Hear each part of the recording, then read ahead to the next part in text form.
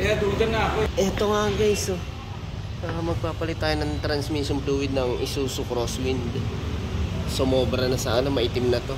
Tapos tanggalin natin yung oil pan para malinisan natin yung filter ng transmission, tsaka ma-drain natin lahat. Yan. Tanggalin natin yung size 10 paikot. Bali bababa natin yung pinaka oil pan ng transmission automatic. Siyempre kasama natin dyan si Chip Itlog.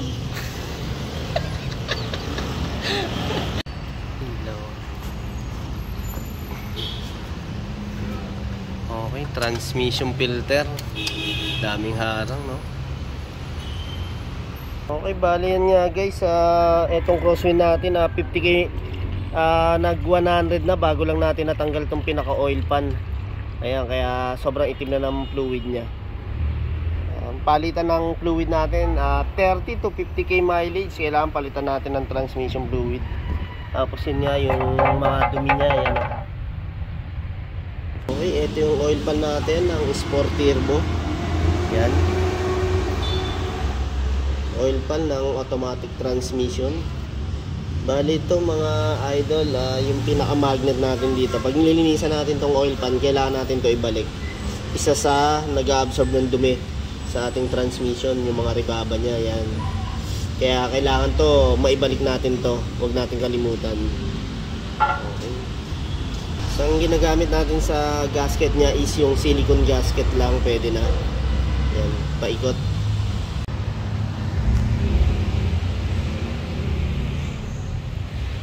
Okay, ito, bali sinasalihan na natin ng transmission fluid.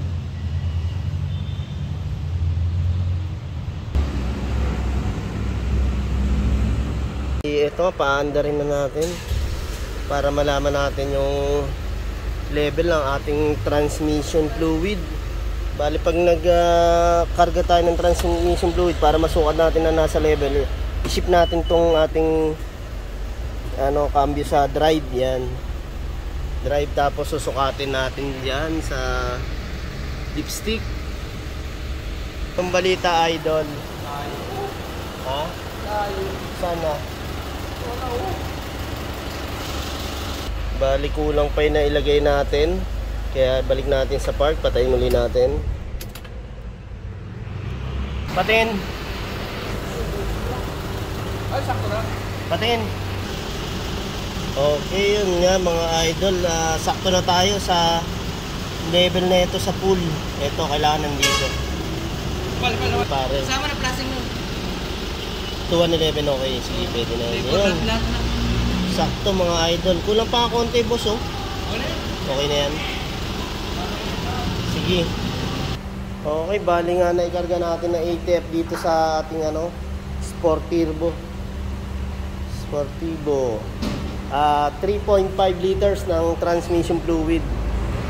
Kasi tinanggal natin yung pinaka oil pan ng transmission. Ayan. Pero kung hindi natin tatanggalin yung oil pan, drain lang tayo. Mga 2.5 liters lang ang magagamit natin, or kulang-kulang 3 litro.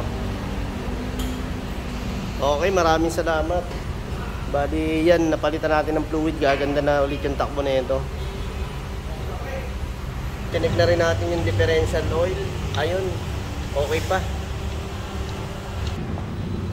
Okay, yun nga mga idol. Bali ang salina natin ng transmission fluid dito sa dipstick.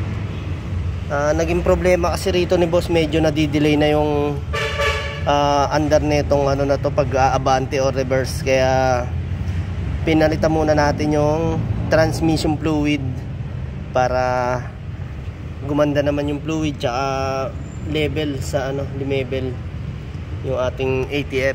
Okay yan, thank you.